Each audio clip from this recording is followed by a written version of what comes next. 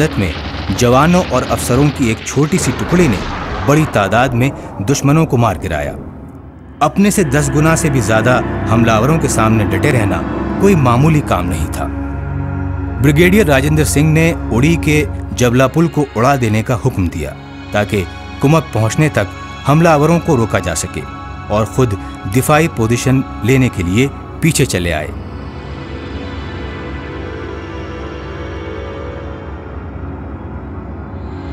बोनियार के मुकाम पर लड़ाई के दौरान वो बुरी तरह जख्मी हो गए, लेकिन साथियों और जवानों को अपने इलाज के लिए रुक जाने की इजाजत नहीं दी।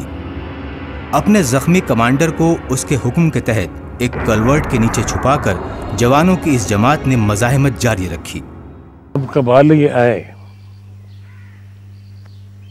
यही अक्टूबर के यही दिन थे, तो वहाँ there was a very good commander, वो स्टेट फोर्स का था। हमजा जी उसकी मदद नहीं की किसी ने, वरना कहाँ ये पहुँचते यहाँ। वो उसका जो था वो था ब्रिगेडियर, ये उड़ी वगैरह जो है ना ये उसके इलाके में था। तो I think brigadier Rajendra Singh मेरा ख्याल।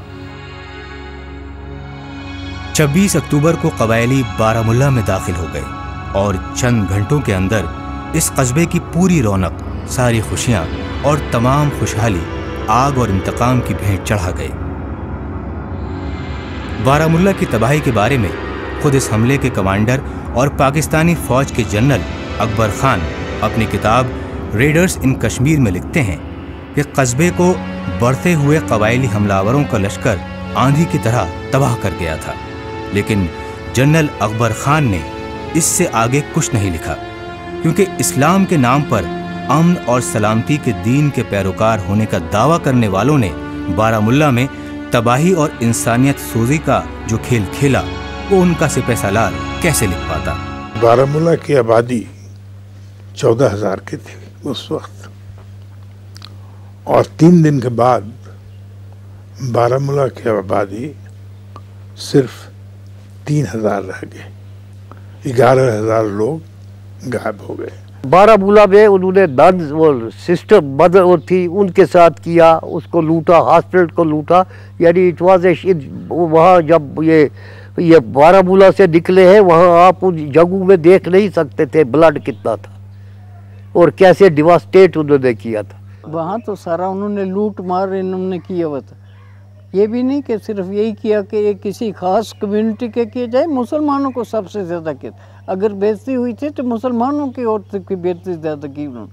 और फिर सारा वो जो नन्स का है सारा चर्च को जगह जला दी था, वो स्कूल जो था उसको भी जाके नन्स की भी बेइज्जती डुबा दिया तक वो बेचारी, ऐसा बड़ा ही जुल्म किया था। जब वो आए तो जो भी उनके रास्ते में आया उन्होंने उसे मार डाला। ज्यादातर सिख इनके शिकार बने। सोपोर और बारामुल्ला में कम से कम 25 से 30,000 लोग मारे गए। तो हो जाए मारना। बारामुल्ला के सेंट जोसेफ कॉन्वेंट में जब इंसानियत शर्मसार हो रही थी तो एक ईसाई बच्चा अपने वालिदैन के साथ अस्पताल के चिल्ड्रंस वार्ड में छुपा ये सब कुछ देख रहा था। ये बच्चा आज बुढ़ापे की दहलीज पर खड़ा है। वक्त ने इसकी बहुत सारी यादें छीन ली हैं, लेकिन सेंट जोसेफ अस्पताल के बच्चा वार्ड में गुजारे हुए उन लम्हात की एक एक तस्वीर उसके जहन पर आज भी बिल्कुल ताज़ा है।